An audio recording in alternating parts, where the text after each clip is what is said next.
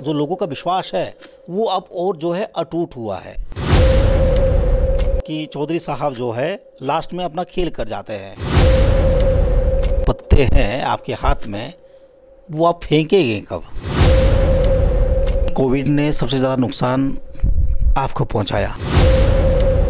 BJP जो है वो भी कांग्रेस के फॉर्मेट में आ गई है। मैं आज आदरणीय रोशन लाल शास्त्री जी से कहना चाहता हूँ कि जो आपने निर्णय लिया है इस पर पुनर्विचार करने की ज़रूरत है। सच्ची बात बता दूं आज आपको कि वो अपने मंसूबे पूरा करना चाहते हैं और रोशन लाल शास्त्री के माध्यम से। एक जेई का ऑफिस होता था गिरिपार में, आज सारे ऑफिस गिरिपार में है। बहुत भारी जनसमर्थन हमें गिरिपार क्षेत्र से मिल रहा है। आज हमें बड़ी भीड़ दिखी, ना जोश की कमी दिखी, ना जुनून की कमी दिखी।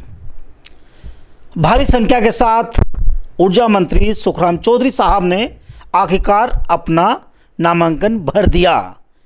लेकिन सवाल अब ये कि क्या मंत्री साहब की राह अब जितनी आसान दिख रही है क्या उतनी ही आसान है? और जैसा अक्सर कहा जाता है कि भैया मंत्री साहब जो है आखिरी वक्त में एक मास्टर स्ट्रोक खेलते हैं, और वो मास्टर स्ट्रोक ये कि बड़ा करिश्माई जो उनका जादू वो देखने को मिलता है, तमाम लोगों को वो अपने साथ समेट लेते हैं। तो क्या वो करिश्मा अब भी देखने को मिलेगा? शुक्रिया हमें ज्वाइन करने के लिए। कैमरे के पीछे मेरे सहयोगी मंजीत सिंह की मौजूदगी और आपके सामने मैं संजीव शर्मा। मंत्री जी शुक्रिया हमें ज्वाइन करने के लिए। धन्यवाद। 5 साल पहले भी आपने नामांकन भरा था और ठीक 5 साल के बाद फिर आपने नॉमिनेशन फाइल किया है। जिस तरह के लोग आज आपके साथ थे, क्या ये अगर मैं 5 साल पीछे चल के देखूं तो क्या आज मौजूदगी ज़्यादा लोगों की थी, या फिर आपको लगा कि भैया थोड़ा सा फ़र्क है? दिल की बात बोलिएगा सर। मैं पोंटा के सभी अपनी माताओं का, बहनों का, बुजुर्गों का, नौजवान साथियों का धन्यवाद करना चाहता हूँ कि बहुत गर्मजोशी के साथ, बहुत मुस्तैदी के साथ उन्होंने आज मुझे अपना सहयोग और आशीर्वाद दिया है। और पहले से भी अधिक संख्या में आकर उन्होंने ये जिता दिया है कि पिछले 5 साल में पोंटा विधानसभा क्षेत्र में विकास को एक नई दिशा मिली है। अब सब कुछ ईवीएम के ऊपर छोड़ना पड़ेगा, साथ ही जो जनता है, जनता जनार्दन के ऊपर छोड़ना पड़ेगा। क्या आपको लगता है सर, क्यों ना कि आज इस इंटरव्यू को टोटली सच वाले फॉर्मेट में लेके चलते हैं। एंटी इनकम्बेंसी होती है जब आप सत्ता में होते हैं, उम्मीदें ज़्यादा होती है और कहते हैं कि विरोधी लहर भी होती है। हाँ, वो अलग बात है कि देहरादून में हमें वो देखने को नहीं मिली, उत्तराखंड में, उत्तर प्रदेश में देखने को नहीं मिली। सत्ता में दोबारा वापसी हुई बीजेपी की। क्या एंटी इनकम्बेंसी है, और या फिर सर जो लोगों का विश्वास है वो अब और जो है अटूट हुआ है? पिछले 5 साल में जिस तरह से आदरणीय जयराम ठाकुर जी की सरकार ने हिमाचल प्रदेश में काम किया है, जिस तरह से कोरोना होने के बावजूद इस प्रदेश को विकास में आगे लेकर गए हैं, नई नई नीतियां, नए नए कार्यक्रम हमने लोगों को दिए हैं, राहत दी है लोगों को हमने, उनसे साफ जाहिर होता है कि आने वाले समय में भी हिमाचल प्रदेश में भारतीय जनता पार्टी की सरकार बनेगी और पोंटा सीट भी उसमें से एक सीट होगी और सरकार बनाने में सहायक होगी। एक चीज़ को लेकर अक्सर आपकी तारीफ़ होती है, वो ये कि भैया लास्ट टाइम में आप सबको अपने साथ लेके चलने की आप क्षमता रखते हैं। कुछ लोग कहते हैं कि भैया वादे करके मुकर भी जाते हैं, लेकिन हाँ एक बात की खासियत कही जाती है, लोग कहते हैं ऐसा कि चौधरी साहब जो है लास्ट में अपना खेल कर जाते हैं। तो वो जो आप पत्ते हैं आपके हाथ में, वो आप फेंकेंगे कब? देखिए, जहाँ तक चुनाव की बात है, हमारे कुछ मित्र अक्सर हमें ये कहते थे लोगों के बीच में जाकर कि हमारी टिकट तक की लड़ाई है,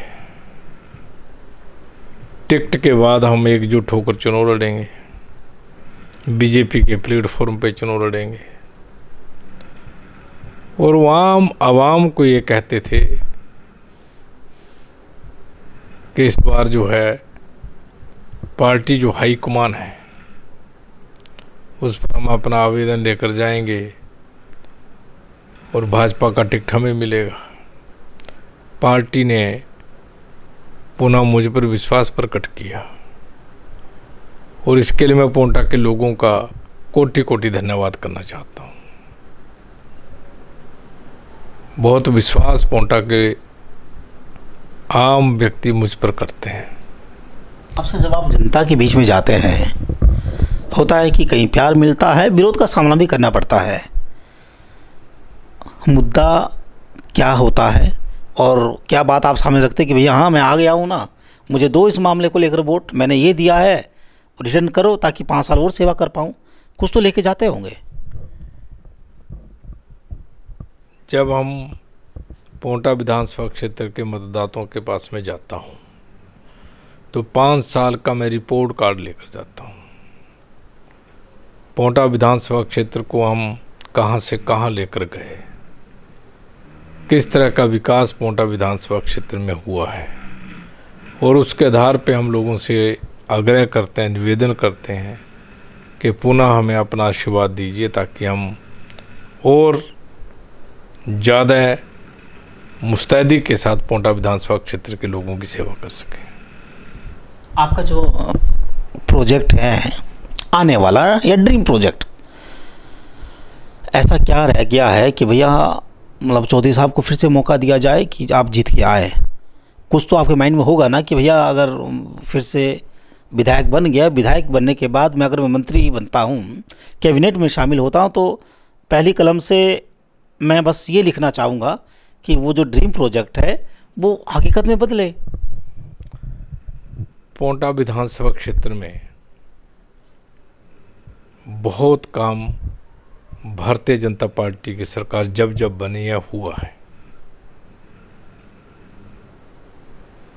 पीने के पानी की कमी आज 100% खत्म हो चुकी है।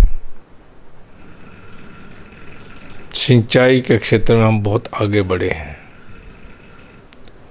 और बहुत सी समस्याओं का समाधान इस क्षेत्र में हमने किया है। यह विधानसभा क्षेत्र हिमाचल प्रदेश के उन चंद विधानसभा क्षेत्रों में कैसे शुमार हो सकता है, उसकी विस्तृत योजना हमने बनाई है। हर क्षेत्र में हम उनको लेकर आगे जा रहे हैं और मुझे विश्वास है पोंटा के लोग हम पर पुनः विश्वास प्रकट करेंगे। ट्रांसपोर्टेशन को लेकर खुलकर आपने कभी कहा नहीं सर। क्या आपको लगता है कि इस क्षेत्र के अंदर कम से कम ट्रांसपोर्टेशन का एक बड़ा जाल बुनना चाहिए ताकि मुद्रा बस नाम की कोई चीज़ चालू हो और कनेक्टिविटी जो है लगातार बनी रहे? तो क्या हम माने कि 2 महीने के बाद आप उस फॉर्मेट पे होंगे कि आपको लगे कि भैया कम से कम शहर को लोगों तक पहुंचाना है और लोगों को शहर तक पहुंचाना है? पोंटा विधानसभा क्षेत्र में बहुत बड़ा औद्योगिक क्षेत्र है और बहुत विकसित क्षेत्र बनने जा रहा है पोंटा विधानसभा क्षेत्र। इसलिए अगर यहाँ इस तरह की सुविधा की भी ज़रूरत है, उस पर भी हम गहन विचार करेंगे और लोगों की उस मांग को भी हम जल्दी पूरा करेंगे ताकि लोगों को आने जाने की दिक्कत ना हो। कहते हैं कि कोविड ने सबसे ज़्यादा नुकसान आपको पहुंचाया। एक तो मंत्री पद थोड़ा देरी से मिला, उसका आधा हिस्सा जो है वो कोविड की भेंट चढ़ गया। अगर समय रहते मंत्री पद मिलता और ये कोविड का जो काल आया था, अगर वो नहीं होता तो क्या विकास की रफ्तार जो है वो बढ़ती, या फिर आपको लगता है कि वहाँ जो हुआ वो अपने लेवल में बहुत बड़ा है? देखिए, जहाँ तक कोविड की बात है, कोविड के समय में विकास बहुत ज़्यादा प्रभावित हुआ है, इसमें कोई दो राय नहीं है। अगर कोविड नहीं होता तो हम पोंटा को विकास में और आगे ले जाते। जो 2 साल का समय था उसमें हम स्थिर हो गया था विकास। प्राथमिकता थी लोगों की ट्रीटमेंट करवाने की, इलाज करवाने की, उस और भी हम आगे बढ़े। ऑक्सीजन प्लांट हमने पोंटा हॉस्पिटल में लगा कर दिया था कि ऑक्सीजन की कमी ना पड़े, अच्छी दवाइयाँ मिले लोगों को। कोविड का इलाज यहाँ पर सही ढंग से हो सके, इस ओर हम आगे बढ़े और मेडिकल क्षेत्र को बहुत हमारी सरकार ने प्राथमिकता दी है। इसलिए आने वाले समय में समय मिलेगा तो पोंटा विधानसभा क्षेत्र को, आज परिस्थितियां हमारे बिल्कुल साथ चल रही हैं, साथ दे रही हैं, उसके अनुसार पोंटा विधानसभा क्षेत्र के विकास को एक नई दिशा देंगे हम। आज रोशनलाल शास्त्री साहब ने जब हमारे साथ बात की, आपको लेकर उन्होंने तारीफ़ की, कहा कि भैया वो तो मेरे भाई है, तमाम तरह की चीज़ें। लेकिन उन्होंने कहा कि बीजेपी का जो मैनेजमेंट है, उस मैनेजमेंट को लेकर उन्होंने सवाल खड़े कर दिए। उन्होंने कहा कि भैया बीजेपी जो है वो भी कांग्रेस के फॉर्मेट में आ गई है। आपका रिएक्शन? देखिए, जहाँ तक रोशनलाल शास्त्री जी की बात है, मुझे नहीं पता वो क्या कहना चाहते हैं लोगों के बीच में, किस तरह का विकास करना चाहते हैं। उन्होंने सर्विस से त्याग पत्र दिया और कई बार उन्होंने स्टेटमेंट दी मैंने चुनाव लड़ना है। उसका साफ साफ कहना था टिकट नहीं मिला तब भी चुनाव लड़ूंगा। और जहाँ तक राष्ट्रीय हाईकमान की बात है, प्रदेश हाईकमान की बात है, उन्होंने हम पर पूर्ण रूप से विश्वास प्रकट किया है। मैं उनका धन्यवादी हूँ। इसलिए मैं आज आदरणीय रोशनलाल शास्त्री जी से कहना चाहता हूँ कि जो आपने निर्णय लिया है, इस पर पुनर्विचार करने की ज़रूरत है। आपकी तरफ से क्या निमंत्रण जाएगा उनके लिए कि ठीक है भाई, आप लोग साथ भी रहे हैं कि बैठ के बात करते हैं, रास्ता निकालते हैं, और इससे पहले भी आप लोगों के बीच में स्वस्थ चर्चा हुई है, और या फिर मतलब चौधरी साहब वो स्वस्थ जो चर्चा का जो रास्ता है वो सर बंद हो गया है, या आप कहते हैं कि नहीं मैं दरवाज़ा ओपन रखता हूँ ना, बैठ के बात करेंगे? देखिए, मैं एक बात कहना चाहता हूँ, हमारी तरफ से कभी दरवाजे बंद नहीं हुए।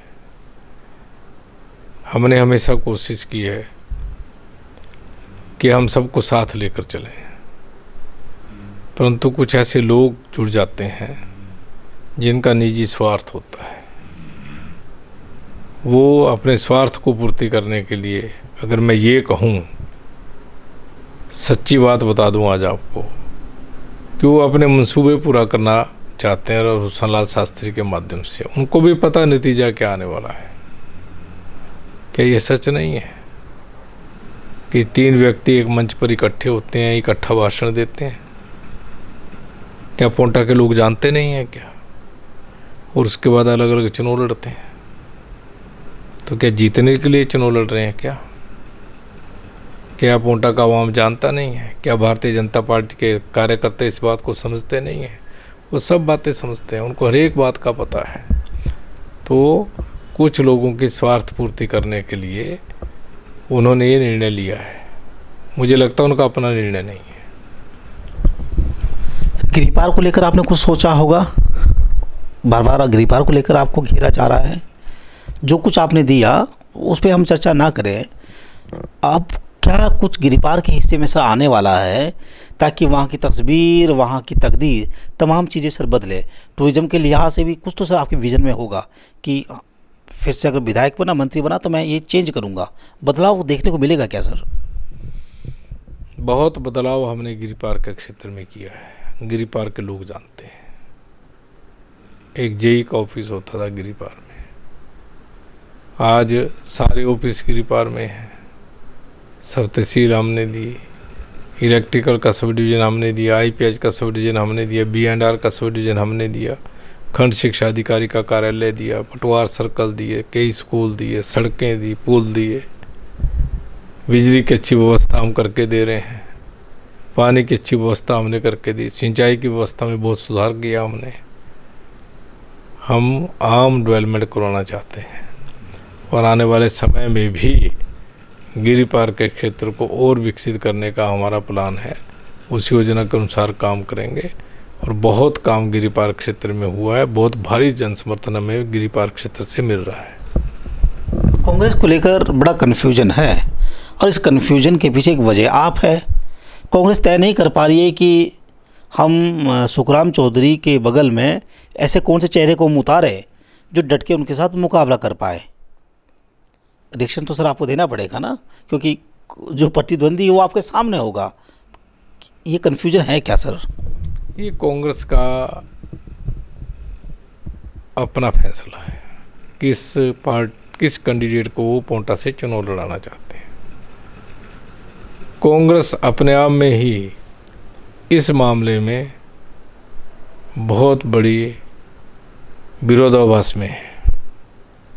वो डिसाइड ही नहीं कर पा रही है किस व्यक्ति को चुनाव लड़ाया जाए। हमारे सामने जो भी प्रत्याशी आएगा हम वो खूबी उसका सामना करेंगे। अच्छा, आवाम इस बार वोटिंग वाले दिन जब ईवीएम के सामने खड़ी होगी तो वो कौन सी बातें जो है वो अपने दिमाग के अंदर अपने माइंड सेटअप में फीड कर दें कि मनोज चौधरी साहब ने हमें ये कहा था। आवाम आपको देख रही है, सुन रही है, समझ रही है सर। मतदाता बहुत समझदार है। जब वो अपने मताधिकार का इस्तेमाल करता है, पीछे क्या किया, वर्तमान में क्या करना चाहते हैं, भविष्य में क्या करेंगे, ये सारी बातें उनके जहन में होती हैं। कितना विकास हुआ पिछले 5 साल में, हर गांव में हर कस्बे में काम हुआ है, हर व्यक्ति को लाभ मिला है, हर व्यक्ति सरकार से खुश है। इसलिए कोई गांव में स्कूल अपग्रेड हुआ उसके नाम का बोर्ड डालेगा, कोई बंद हुए स्कूल खुले उसके नाम का बोर्ड डालेगा, कोई प्राइमरी हेल्थ सेंटर खोला उसके नाम का बोर्ड डालेगा, कोई हमारी पीएससी खुली है, इनके एनिमल हस्बेंड्री के डिस्पेंसरी खोल कर दिए हैं, उनको अपग्रेड करके दिया उसके नाम का बोर्ड डालेगा, कोई सिंचाई के ट्यूबवेल के नाम का बोर्ड डालेगा, पीने के पानी के नाम पे, बिजली के नाम पे, सड़कों के नाम पे हर क्षेत्र खुला है। सर्वांगीण विकास पोंटा का इन 5 वर्षों में हुआ है। इसलिए हर व्यक्ति को लाभ मिला है। किसी को पेंशन का लाभ मिला है, किसी को हिम केयर का लाभ मिला है, किसी को प्रधानमंत्री आवास योजना में घर मिला है, किसी को मुख्यमंत्री आवास योजना में घर मिला है, किसी को वेलफेयर से घर मिला है। इसलिए सब व्यक्ति चाहते हैं इस तरह की सरकार दोबारा आनी चाहिए। तो लोगों ने मन बना रखा है और जो मन बनाया है वो जब 12 तारीख को मतदान होगा वो समर्थन के रूप में भारतीय जनता पार्टी के पक्ष में मतदान करेंगे। चलिए, शुक्रिया सर हमें ज्वाइन करने के लिए।